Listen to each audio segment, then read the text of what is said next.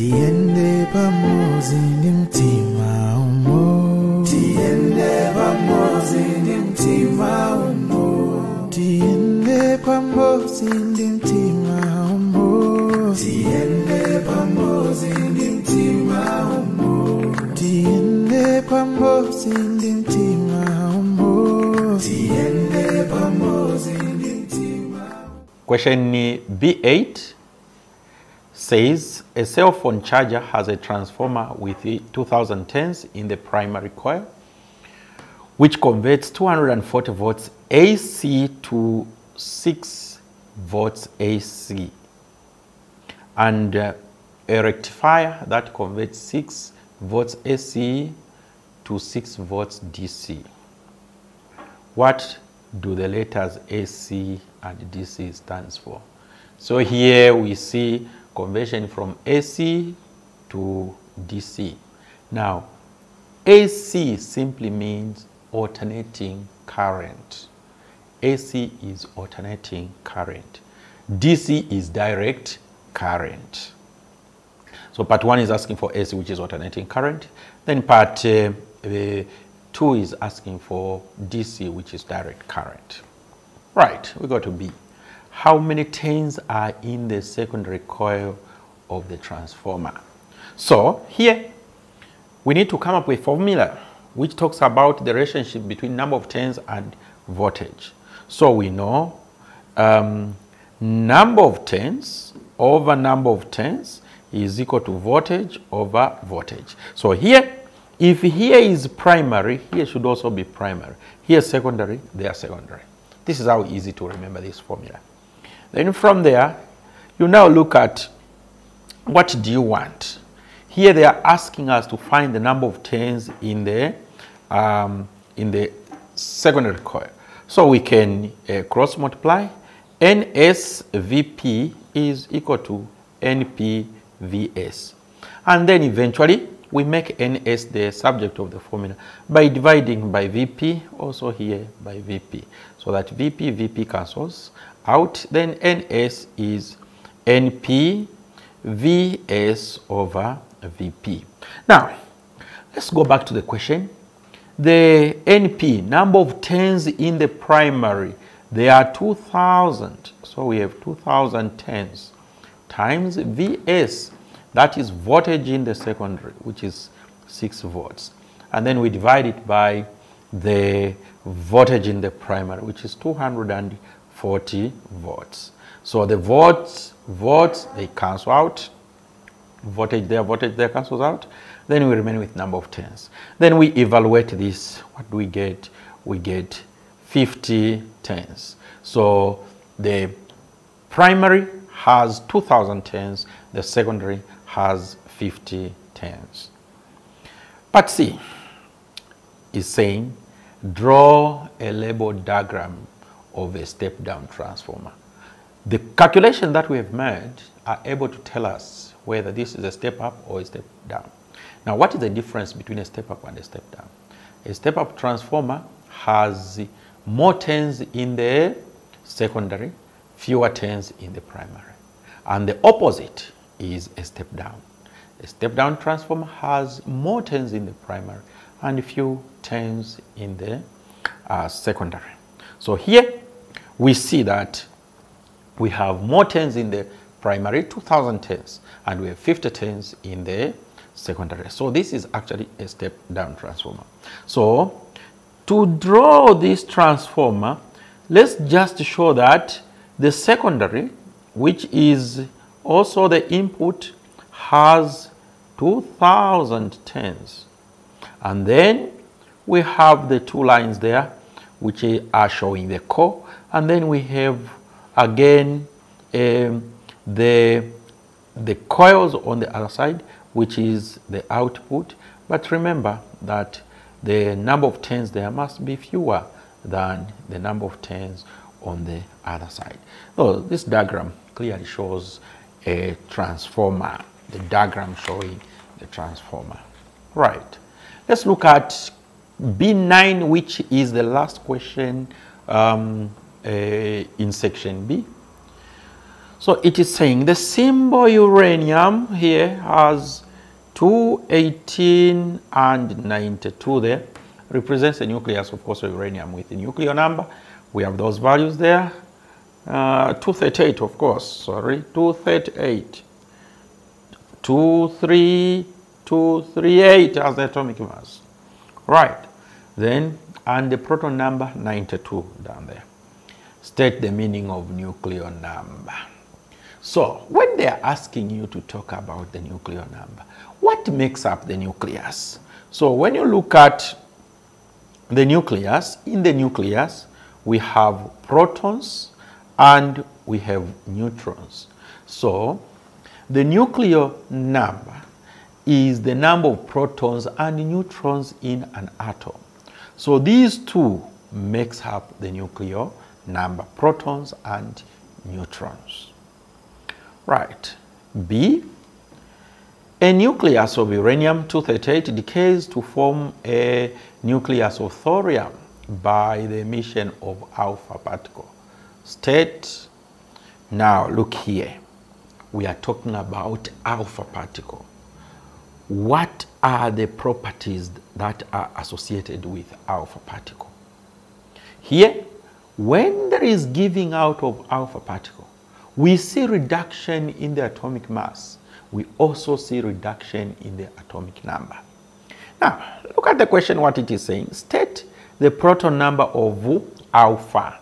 So, what is this?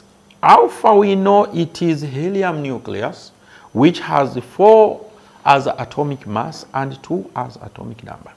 So, proton number of alpha, in this case, the proton number of alpha is 2. And then the nuclear number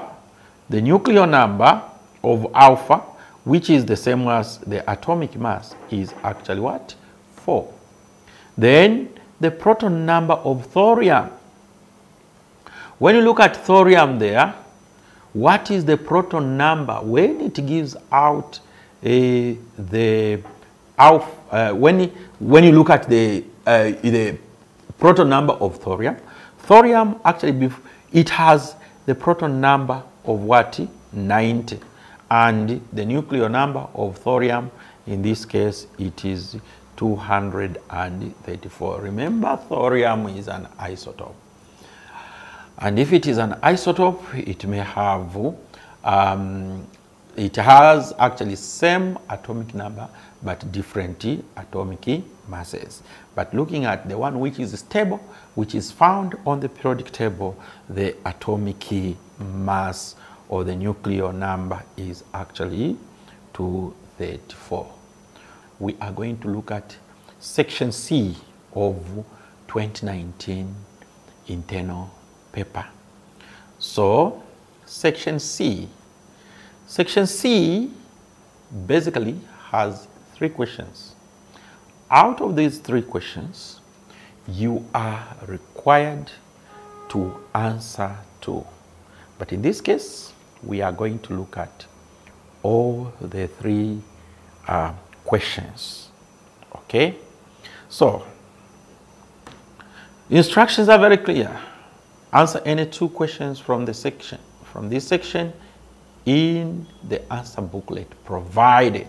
So here, this part, we answer it in a booklet, not in this particular paper, but a booklet will be provided to you where you are going to answer this section. Now let's look at question 1. Question 1 is on elasticity. It reads, a spring with the upper end fixed hangs vertically alongside a meter rule. The lower end of the spring gave the following readings in table 1.1 when various masses were hanged from it. So, what is it? Let's look at the table that is provided. This table which is provided has, of course, the mass in kilograms. We have the readings. We have the readings in centimeters. We have the applied force in newtons. We also have the extension in centimeters. Okay, we have the extension in centimeters. All right. Now, from there, what are the readings that are provided, which we are going to use to answer this question?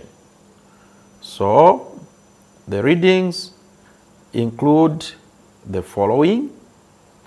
For the mass, we have 0, then we have 0.02, we have 0.06, we have 0.08, we have 1.00. These are the values that we are given for the mass. Okay, and then what else are we given? We are given the readings. What are the readings? The first one is 10. So 10 corresponds to 0. 10.0. Then we have 12.0. Then we have 14.0. We have 16.0. Then we have 17.0. And then 10.0, 12.0, 14.0, 16.0. Okay, then we have 17.0. Okay, then we have the next one, applied force, which is 0.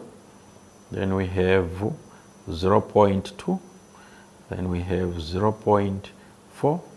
Then we have 0.6. Then we have 0.8. Of course, here we have 1, 2, 3, 4, 5, 6 values. 1, 2, 3, 4, 5, 6 values. 0.2. Okay, this should be 0.4. Then this is 0.6. Then this one 0.08, and then we have 1.00. Then here we have 17.5. Then here we have 1.0. Okay. All right. Now, we are given this and that. They are asking us to complete by apply by filling up in the spaces on applied force. Applied force, how do we find the force? We know that force is equal to ma, mass times acceleration. If force is mass times acceleration, so the masses that are above must be multiplied by acceleration due to gravity. In this case, it is 10 newtons per kilograms. So 0 times 10 gives us 0. 0.02 times 10 gives us 0.2. 0.04 times 10 gives us 0.4. 0.06 times 10 gives us 0.6. Then 0.08 times 10 gives us 0.8. And then 1 times 1 times 1, which is given to us here. And from the table we are given already, it is showing 1.0 there. Okay. Now, the next one is extension in centimeters. How do we determine the extension?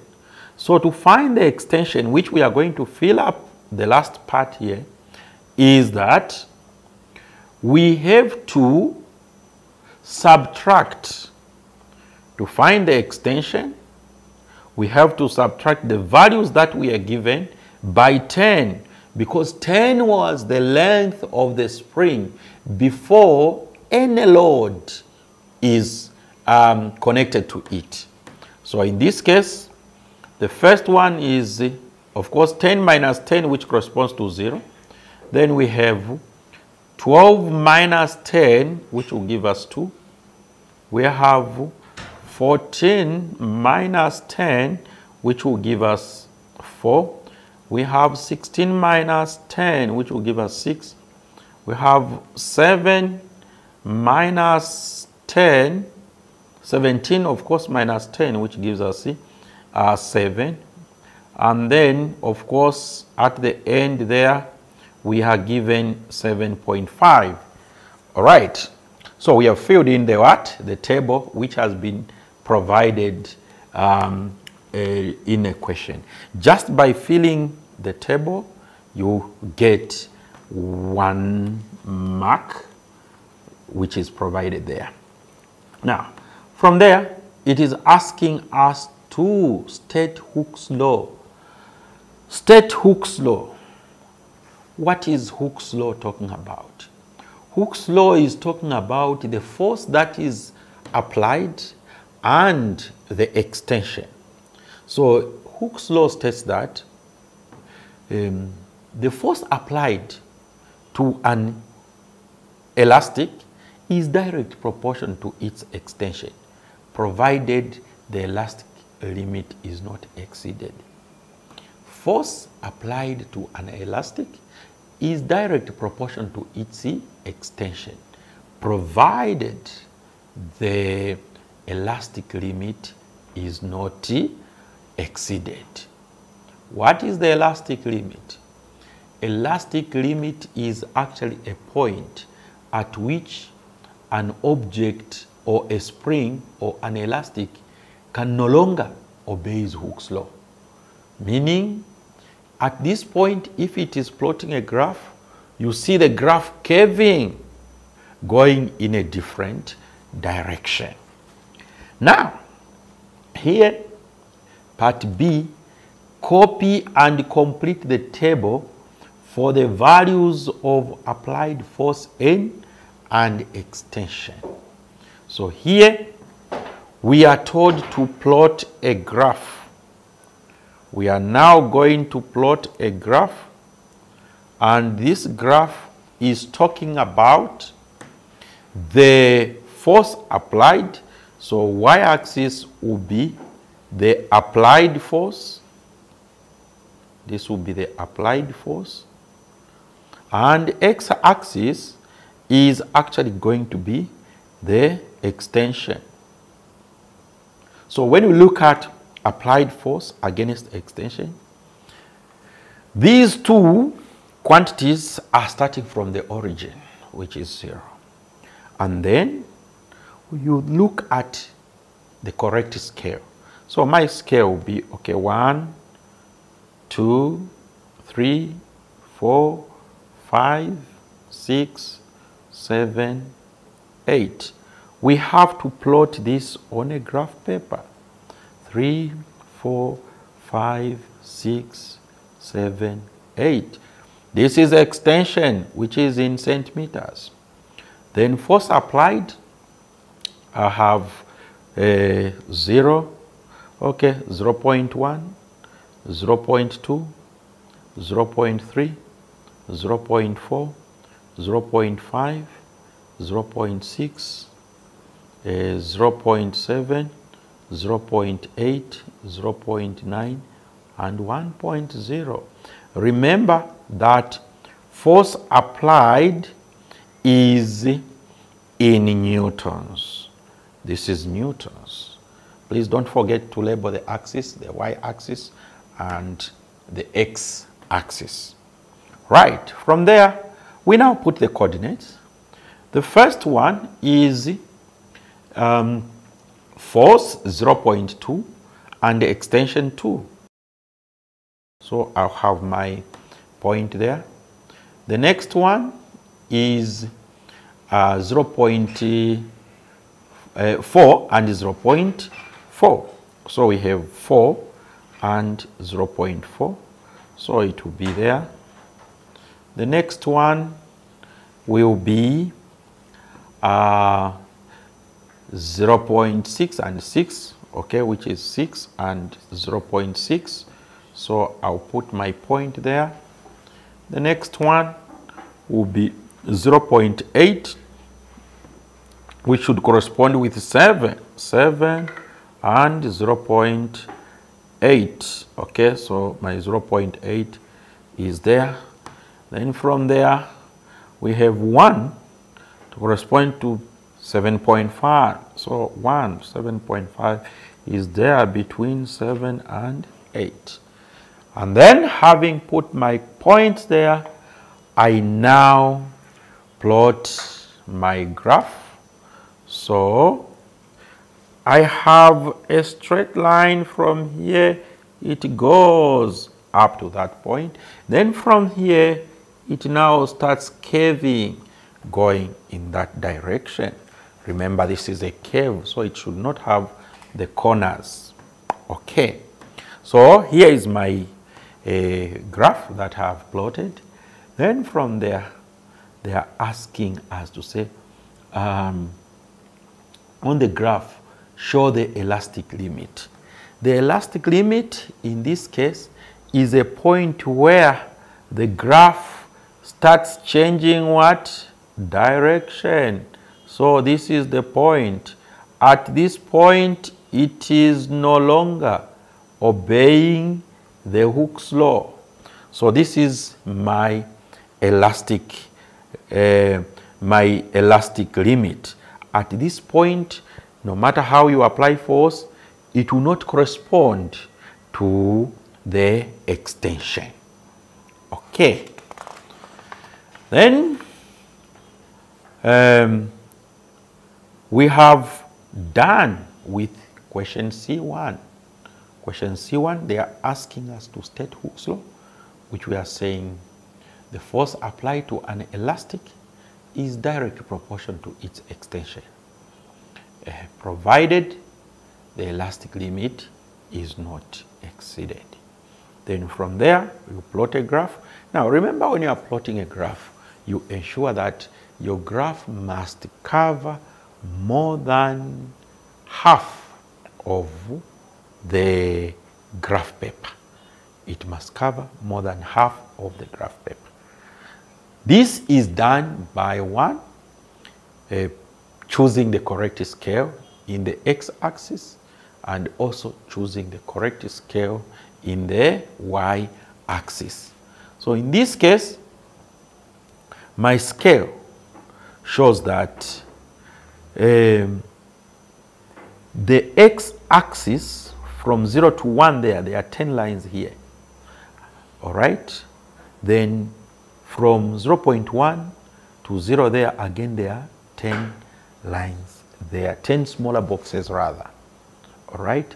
This is how the graph is going to appear. Filling up the table provided and also plotting the graph, neatness of the graph, correct axis on the graph, y-axis, x-axis, well labeled, will score you the total of 10 marks. Okay? Then you have to ensure that the points that you are putting up are not being swallowed by the line. They should be visible enough. Somebody should be able to see that there is a coordinate here, there is a coordinate there, there is a coordinate there, and there is also a coordinate there.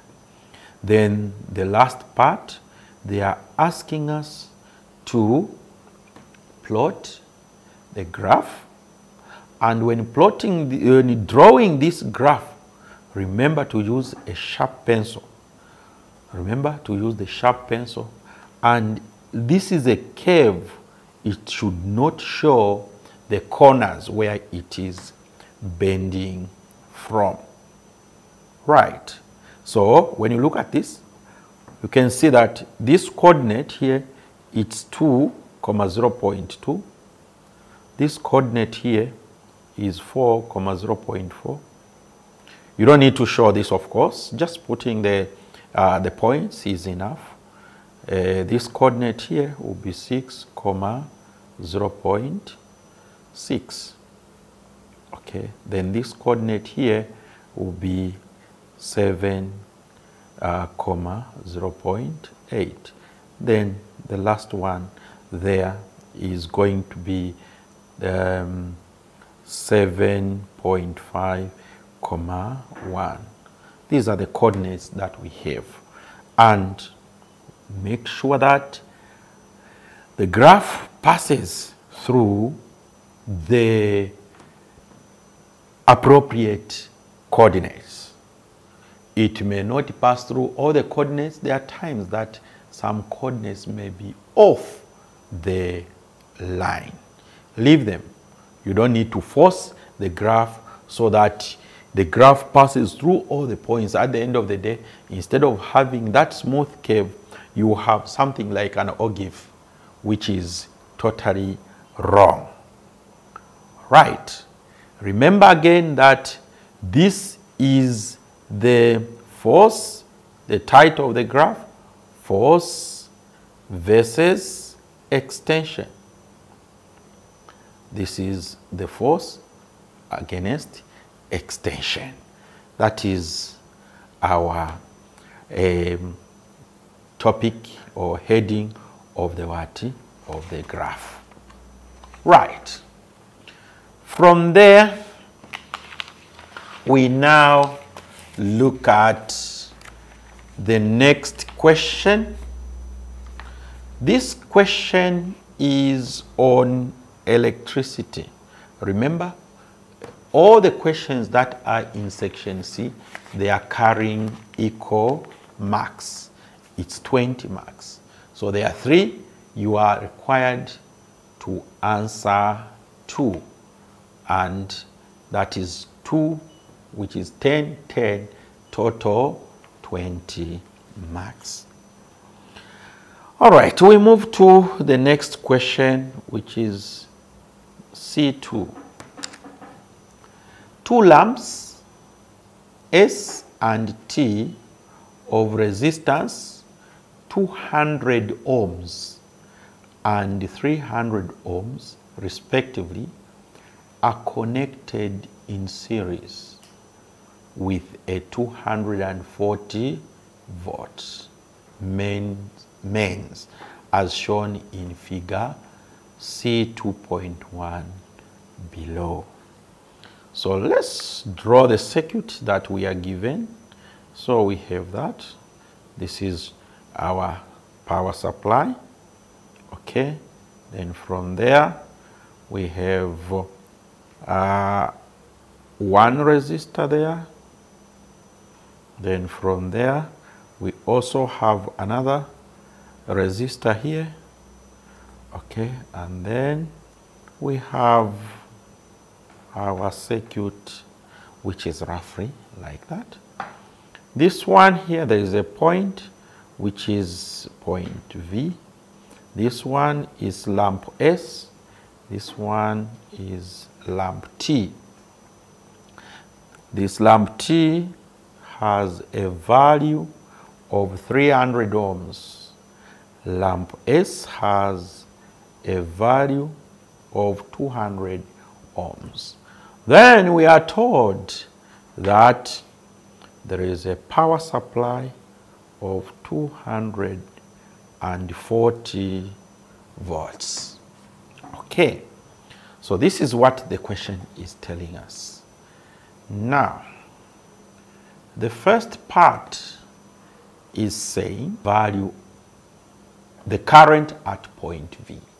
They are asking us to find current at point V. Now here, how do we find current at point V?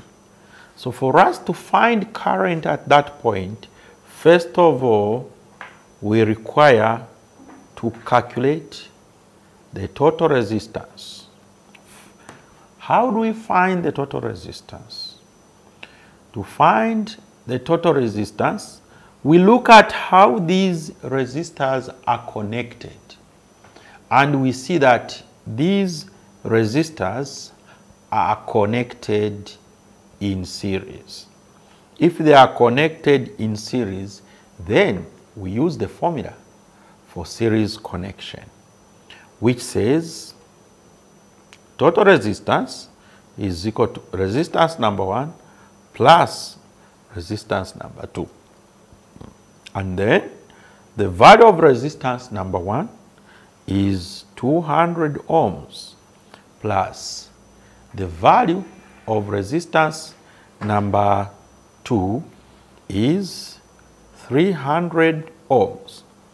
The total resistance in this case gives us 500 ohms. When you add 200 ohms and 300 ohms, it gives us 500 ohms.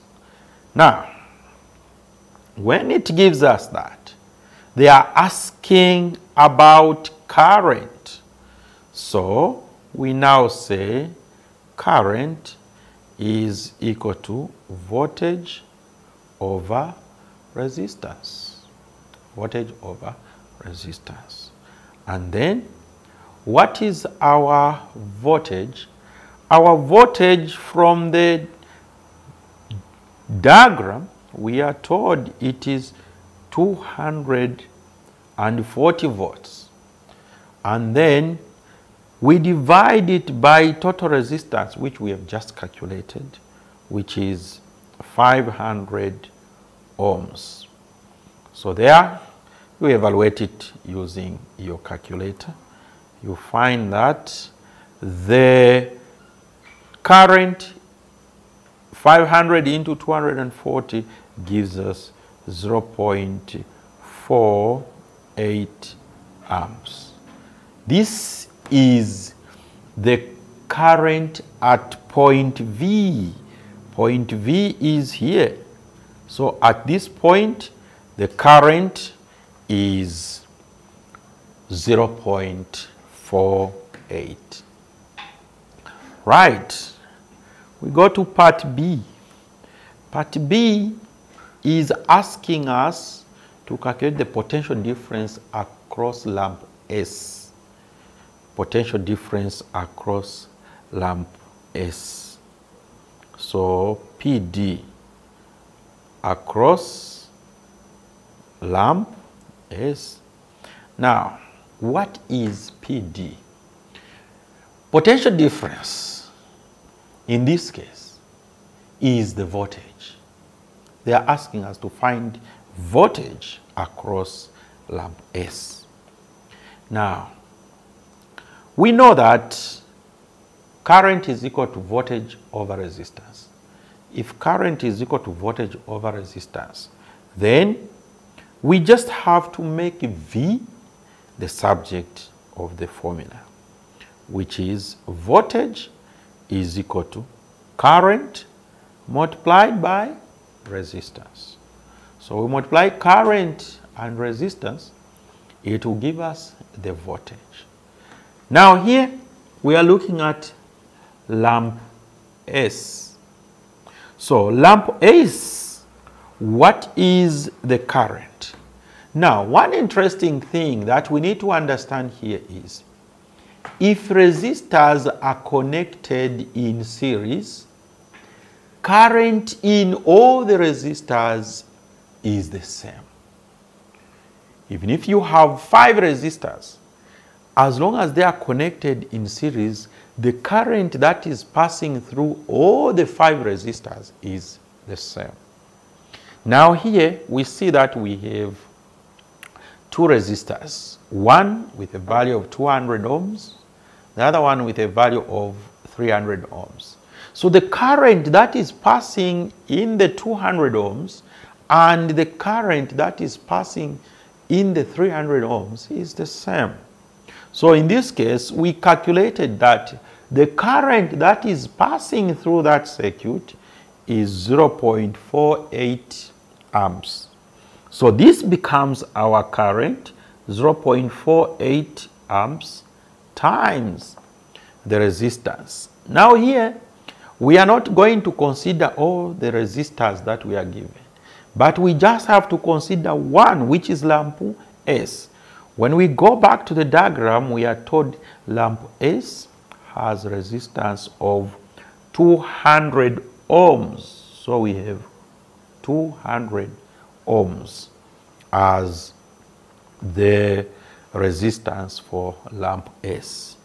So when you multiply this, you evaluate that, you see that the voltage rather in lamp S is going to be 96 volts. So that becomes the voltage, or rather the potential difference across lamp S. Right. Let's go to B. What is B saying? Draw a circuit diagram showing resistors S and T connected in parallel. So the question is asking us to rearrange this connection such a way that we come up with these two resistors connected in parallel. So how do we go about? First, we have the power supply, and then from there we have one branch there, so we have one resistor there, and then we also have another resistor there. So this one is 300 ohms, and that one is 200. That one will be 200 ohms. This is one way of which you can connect these resistors. However, there is also another way. Now remember, the power supply is 240. The other way that we can connect the resistors in parallel is like that. So we'll have this one here connected like that. Then we also have that one. And then these meet at that point. Then we have, of course, the power supply there. And then it goes, and then it connects in that manner. Right, so still, this one will be our lamp S, this one will be our lamp T, okay? This one will carry the same 200 ohms, and this one will carry the value 300 ohms. So, if you draw the first one, another person draws the second one, both of you are correct. Just remember that all the details that you are provided with are well indicated.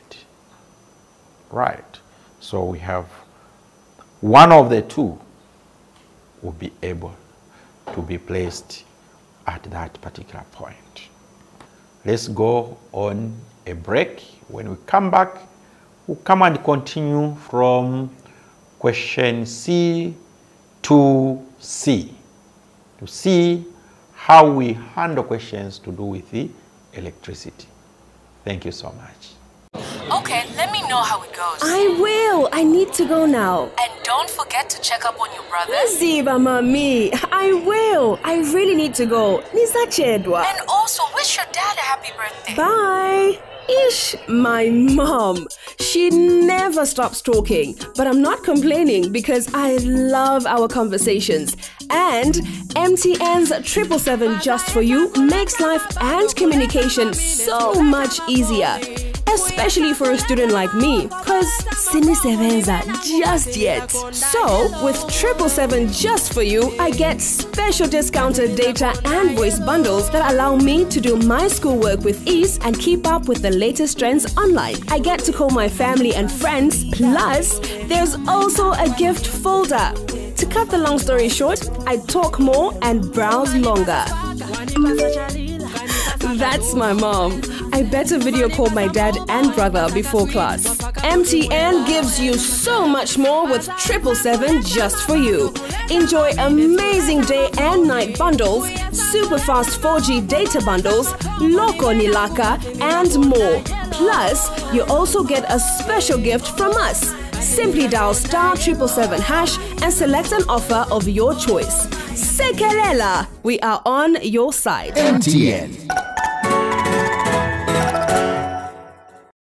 Thank you so much. Good afternoon. Kasolo Ernest again with the last part of the questions in the science paper 1, to be specific, physics. We are revising the 2019 question paper.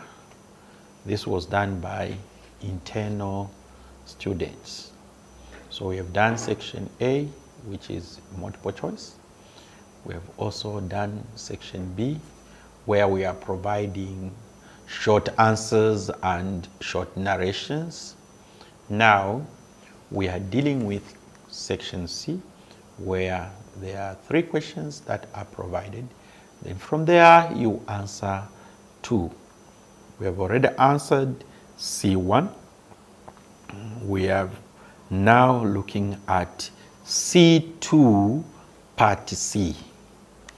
Right, C2 part C is saying, using the diagram in 2B, calculate the current through S and lamp S and lamp T. So they are asking us to determine the current.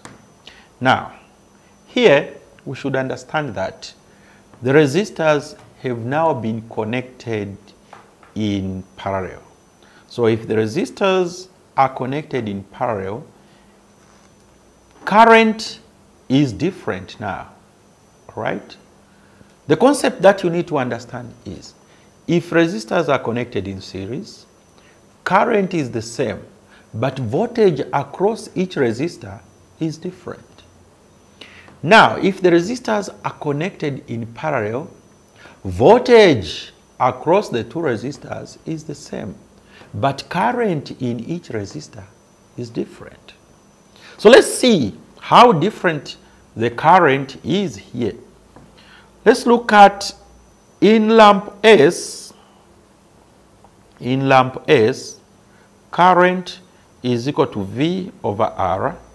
So this will be, the voltage is 240 volts, but the resistor is 200 ohms. And in this case, it gives us the current of 1.2 amps. So we have 1.2 amps. This is the current that is passing through lamp S. What about lamp T? For lamp T, the formula is the same. Current is voltage over resistance. And in this case, the voltage is the same. That's what we said, 240 volts over the resistor. The value for resistor T is actually 300 ohms. And then when we divide that, it gives us 0.8 amps. So we can see here that current is totally different. Very different indeed. So let's look at the next part, which is saying calculate the total resistance of the calculate the total resistance of the circuit. Now we are looking for the total resistance in the circuit. How are the resistors connected? The resistors are connected in parallel.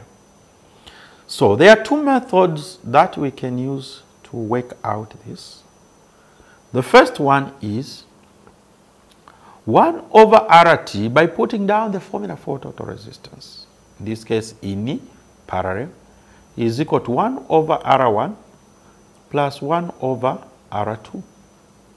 1 over RT is equal to 1 over 200, which is for lamp S, plus 1 over 300 ohms, which is for lamp T.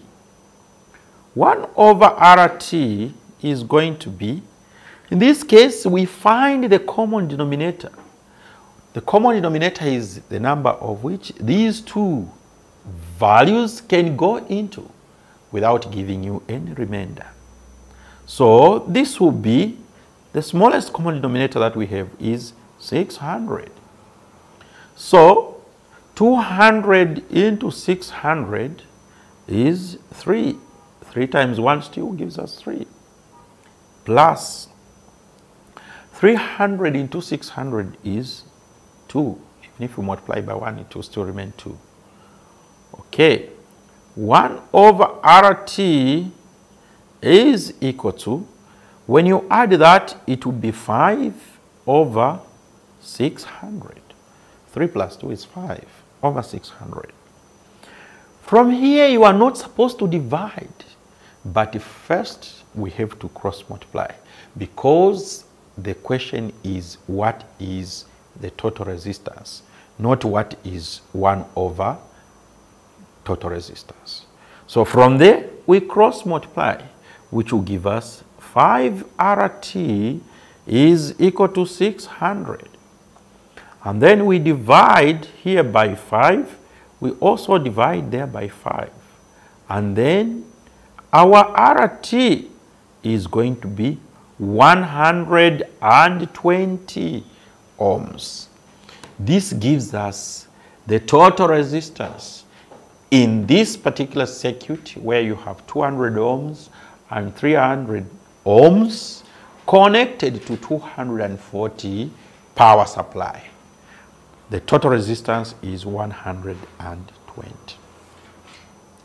The other one is where you say, the other formula that we can use here is, this only applies where you have two resistors. What we do here, we say RT is equal to R1 times R2 divided by R1 plus R2. Multiply the two resistors as your numerator. Add the two resistors as the denominator.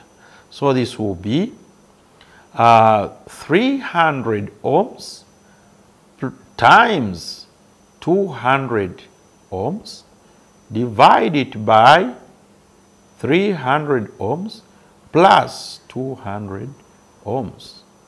Simple mathematics, 2 by 3 is 6, then you have 4 zeros. Everything divide by, then you add this, which will be 500. Okay, then what you do is cancel out the zeros. Okay, then 5 into 6 is 1. Then you remember 1. 5 into 10 is 2 and 0 ohms. Again, the answer here is equal to the answer there. These are the two methods that you can use to determine total resistance. But again, I'm saying when you are using this method only applies where you have two resistors connected in parallel. Right. Let's go to the last part of question C2, which is the D part. What is this saying? Give 2 reasons why lamps are preferably connected in parallel in homes. Why is it that we prefer to connect lamps in parallel in the home? So, point number 1, we prefer to connect lamps in parallel at home because we want the lamps to work independently. In a situation where all the bulbs in the home are connected in series, meaning that they are going to have one switch. Imagine this situation: you switch on the light in the kitchen, all the lights in the house are on. You switch on the light in the bathroom, all the lights in that particular house are on. So in order to avoid that, we prefer connecting them in parallel so that each particular bulb is controlled by one switch. If bulbs are connected in parallel, current in a circuit is bigger. Look at the first part where we are talking about finding the current in the circuit for series. What did we calculate? We calculated 0.8 amps in the circuit. But here, when we have connected them in parallel, so this is in series, but after connecting them in parallel, we are saying the total current in the circuit is 1.2 amps for lamp S plus 0.8 amps in lamp T. What does it give us? 2.0 amps. So the current in parallel is actually bigger than the current in what? In series. Right? Now, here we see that the series has smaller current, but the parallel has bigger current. However, it is also noted that PD across each resistor is the same in a situation where they are in what? In series. But PD across each resistor, PD across each resistor is the same when they are in parallel. But when they are in series, the PD across each resistor is what? Is different. Right. So that marks the end of C2. We now move to the last one, which is C3 in this particular paper. So below is a diagram showing a bowling ball as it rolls down an incline for 5 seconds before reaching the horizontal ground. So when you look at an inclined plane is any arrangement which looks like this. This is an inclined plane. So we have this distance, we also have that as our height. So this is an inclined plane. Examples of an inclined plane is when you put the ladder on the roof or on a pole, then you are climbing, you are moving on an inclined plane. Right. So here is our H, so meaning the ball is moving from there and rolling over all the way to this horizontal, this is the horizontal ground, horizontal ground. So we are told that the changes in gravitational potential energy differs. Okay, the changes in gravitational potential energy of the bowling ball as it rolls down the horizontal ground are shown.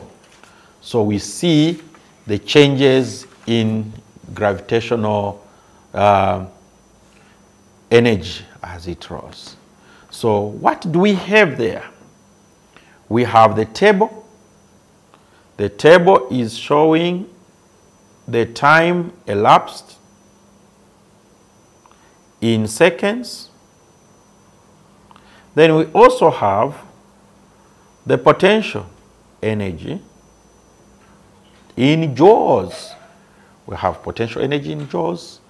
We also have the time elapsed in seconds. What do we have there? 0 corresponds to 9. We have 1 corresponds to 7.2. We have 2 corresponds to 5.4. We have 3 corresponds to 3.6. We have 4 corresponds to 1.8. And finally, we have 5, which corresponds to 0. Now look at the where the values are. You can actually estimate or tell the type of a graph that you are producing, because as the time elapses in seconds, the potential energy decreases. So the time elapses in seconds increases, the potential energy is decreasing, meaning you are expected to have a graph which is slanting down to your right. Okay, so how are the questions now? The first part is saying state the law of energy conservation. Now, we're talking about energy conservation. Energy conservation is telling us that you cannot create energy. At the same time, you cannot destroy energy. But the only thing you can do is you are able to convert energy from one form to the other. So in simple terms, we say energy can neither be created nor destroyed, but energy can only be converted from one form to the other. That is what this law is telling us. Okay. For instance, you can change kinetic energy to potential energy or vice versa. You can change electrical energy to light energy. You can change wind energy to electrical energy, and potential energy to kinetic. So many types of energy can be changed from one form to another. That is what we mean. You can't make energy. You can't destroy energy. The only thing that you can do is to change this energy from one form to another. Right. But B, using the values in table C3.2, draw a graph of potential energy against time. Now, I spoke about rules that we follow when we are drawing a graph. First of all, a graph must have an heading. A graph must have a reasonable scale. When we say reasonable scale, we are talking about a graph covering more than half of a graph paper. We are also talking about a graph well labeled x-axis and y-axis with respective units. The graph must have points visible to show the correspondence between the y-axis and the x-axis. The graph must either produce a curve or a straight line. Now, let's look at this graph that we have there. So, we have time. Time is a dependent variable. So, since time is a dependent variable, time should always be in the x-axis. So, this will be time in seconds.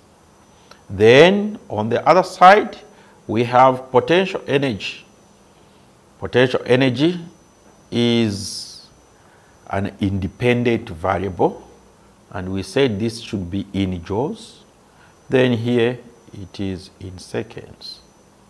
Then from there, what are we saying? We are saying this is potential energy against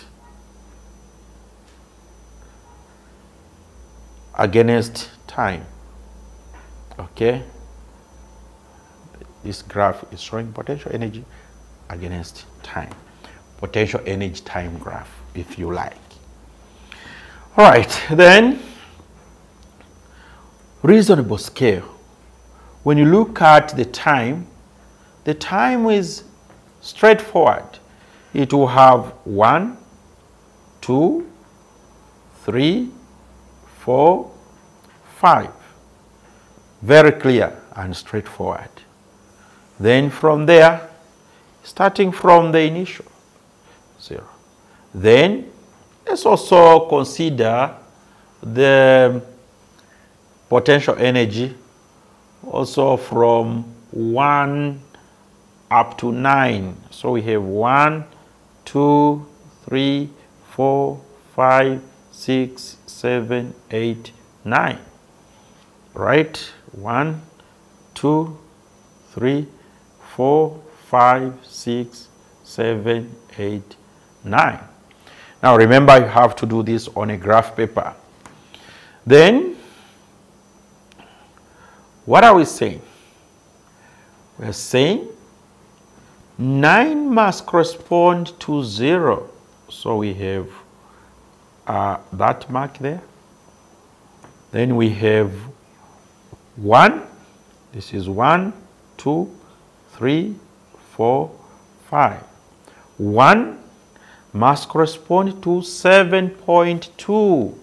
We take it that, okay, 7.2 is somewhere there. Then we have 2 corresponds to 5.4.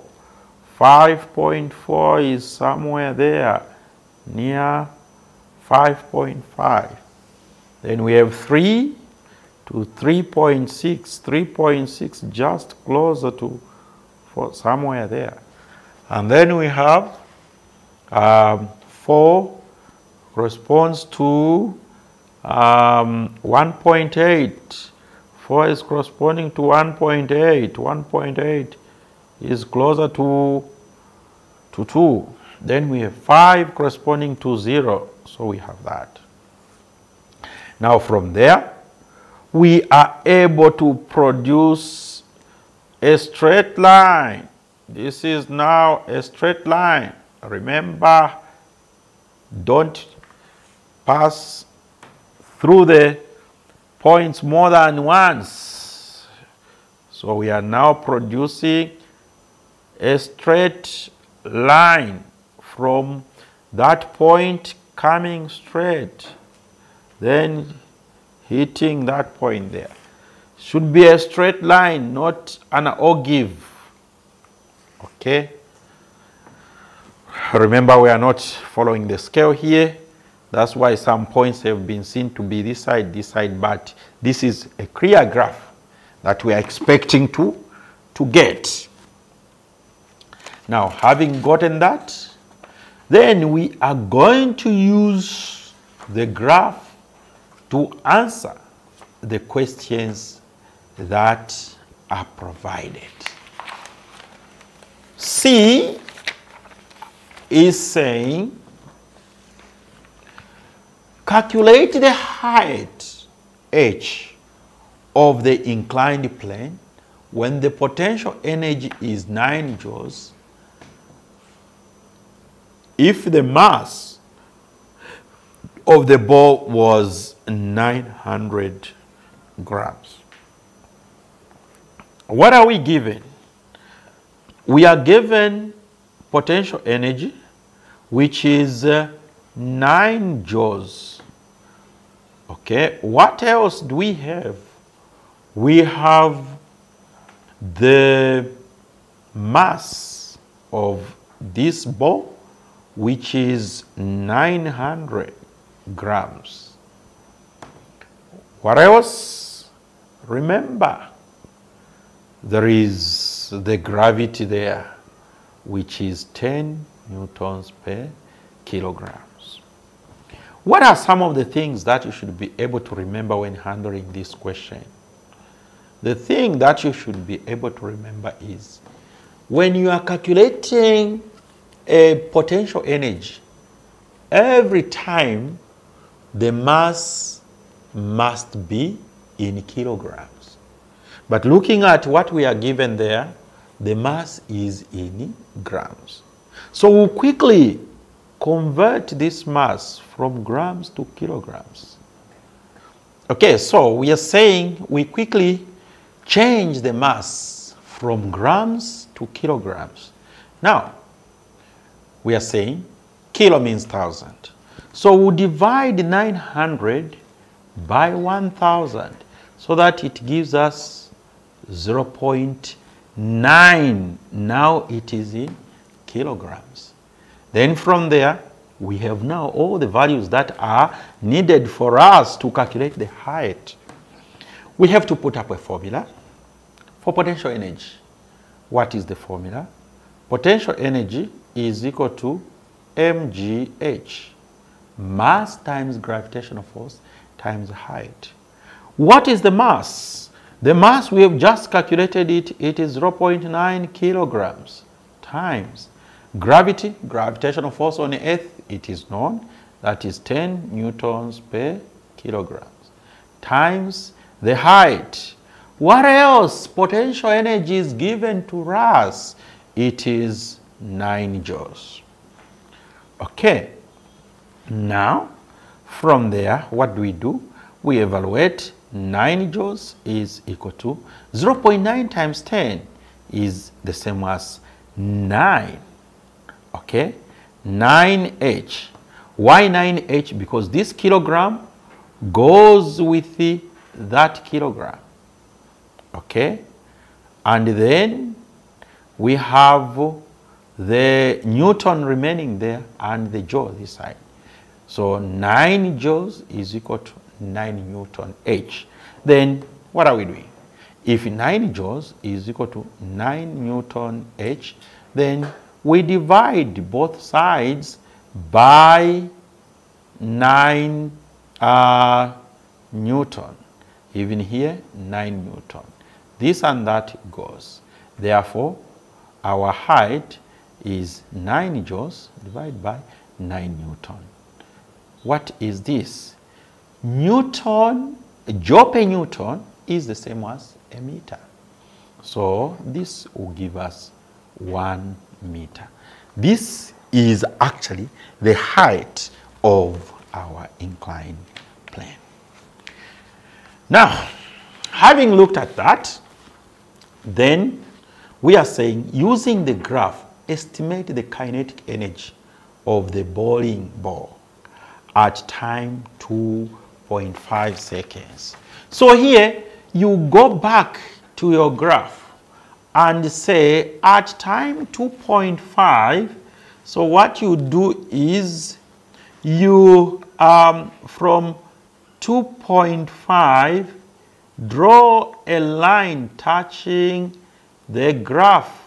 Okay, immediately when it touches the graph, let it go towards the y-axis. All right, this is where 2.5 is, and then after touching the graph, it starts now going towards the y-axis. Where is this? So 2.5 seconds is actually corresponding to about 4.5 joules. 2.5 seconds is corresponding to about 4.5 joules. The next one is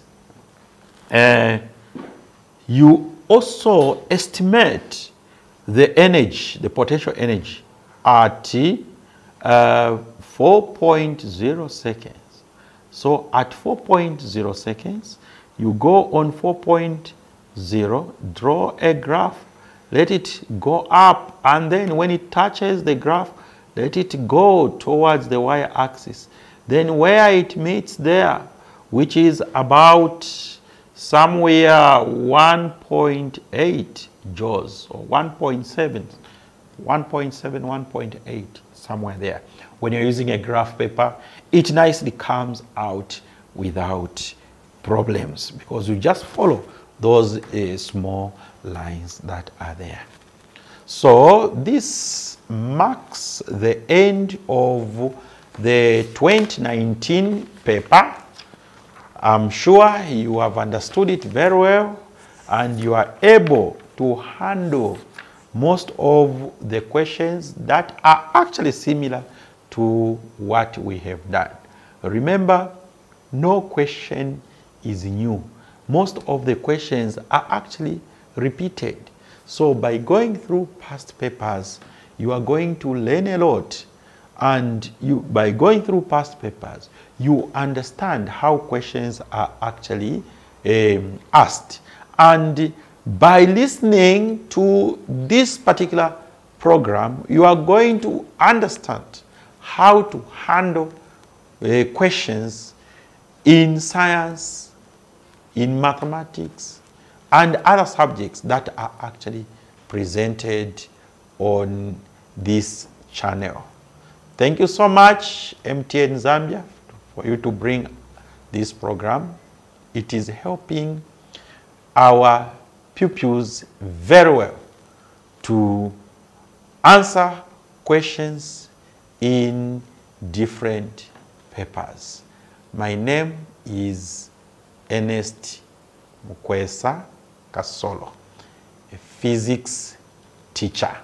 Thank you so much. Tiende pamoja ni mtima umo. Tiende pamoja ni mtima umo. Tiende pamoja ni